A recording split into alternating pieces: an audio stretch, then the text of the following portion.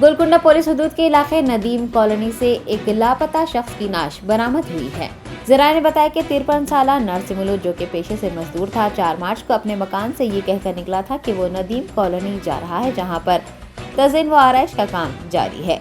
रात देर गए तक नरसिमुलू के घर न लौटने पर उसके फर्जंद बी शिवा कुमार ने गोलकुंडा पुलिस स्टेशन से रुजू होते हुए अपने वालिद की गुमशुदगी की रिपोर्ट दर्ज करवाई थी।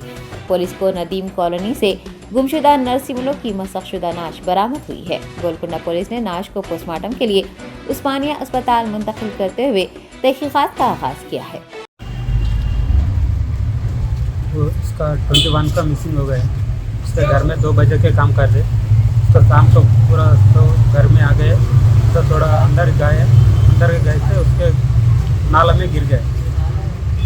अरे नाला जा रहा। हाँ, नाला में गिर गए, 2-3 हो गए। अभी डेड बॉडी पता है, अभी उस्मानिया हॉस्पिटल ले के जाना पड़ा। ने कंप्लेन कहाँ करे? उसका गोलकुंडा पुलिस स्टेशन में। हाँ, डेड बॉडी को किधर शिफ्ट करे अभी?